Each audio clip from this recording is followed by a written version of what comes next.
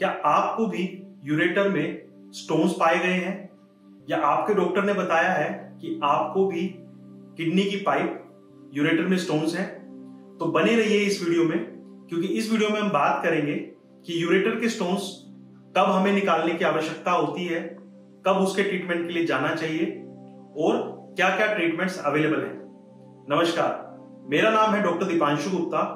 मैं senior urologist, andrologist and renal transplant surgeon हूं cure stone के साथ। चलिए शुरू करते हैं इस वीडियो को।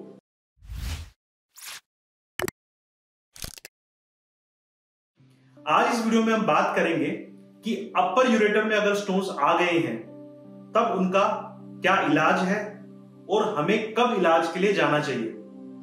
तो इस बात को डिस्कस करने से पहले हमें यह जानना होगा कि यूरेटर क्या होता है और किसे हम अपर यूरेटर बोलते हैं।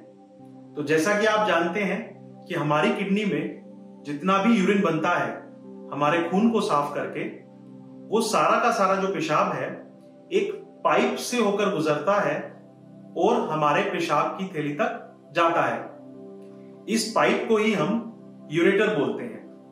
अब इस यूरेटर, क्योंकि एक लंबा स्ट्रक्चर होता है, एक लंबी पाइप होती है, इसको 3 हिस्सों में डिवाइड किया गया है, अपर, मिडिल एंड लोअर यूरेटर। तो जो अपर यूरेटर है वो शुरू होता है हमारी किडनी के हिस्से जिसे हम पेल्विस बोलते हैं।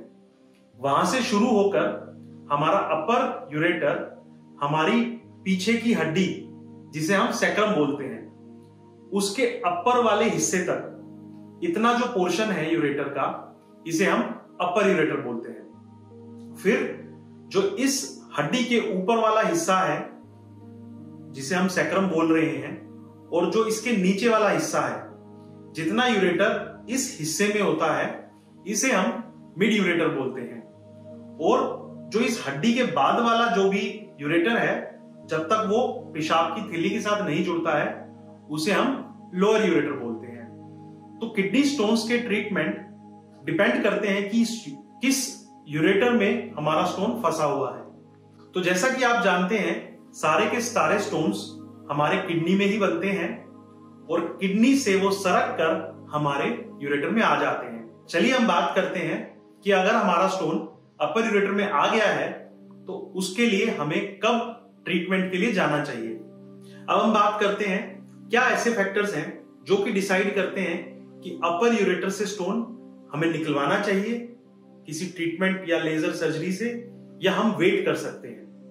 तो इन फैक्टर्स के बारे में अगर बात करूं मैं, तो सबसे पहला फैक्टर है स्टोन का साइज।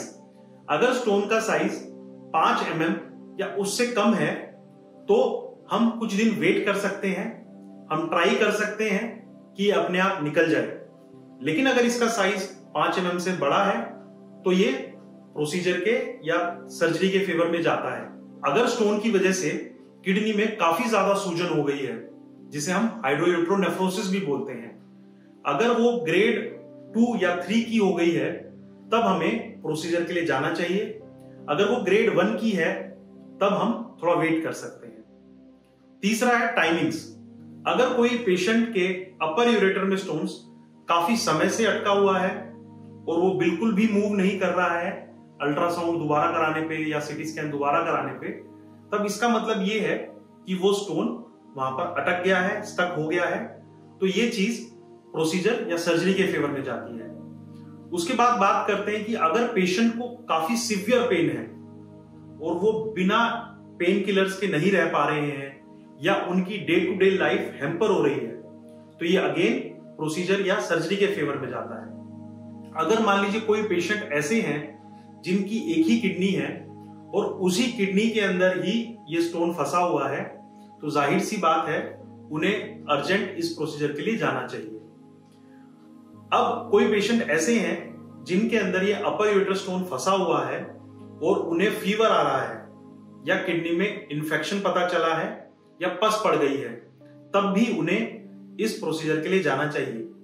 अब ये मैंने जो पॉइंट्स आपको बताए हैं, ये जो फैक्टर्स बताए हैं, इनके काफी सारे कॉम्बिनेशन हो सकते हैं। हो सकता है किसी को इन्फेक्शन हो, किसी को नहीं हो।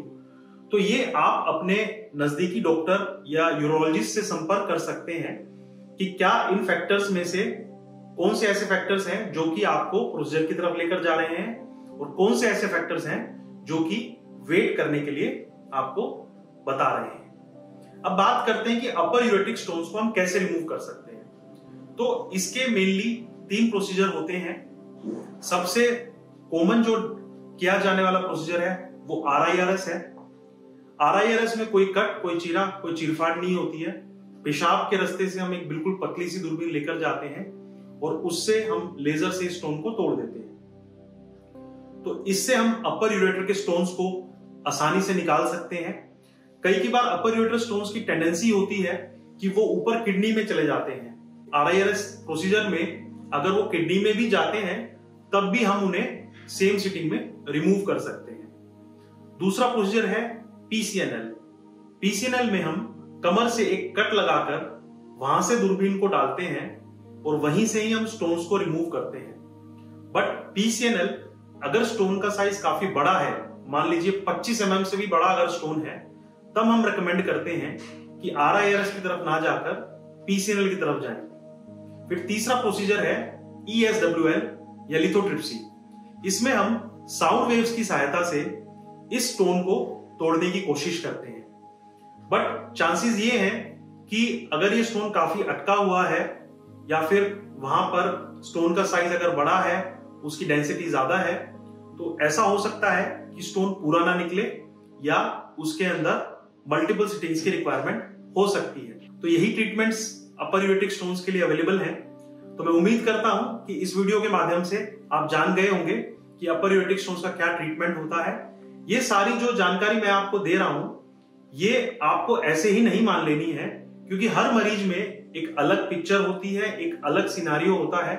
तो आपको अपने डॉक्टर से, अपने यूरोलॉजिस्ट से जरूर मिलना है, इसके बारे में डिस्कस करना है। ये सिर्फ एक जनरल अवेयरनेस की वीडियो है, इसे आप कोई ट्रीटमेंट ना समझें। धन्यवाद।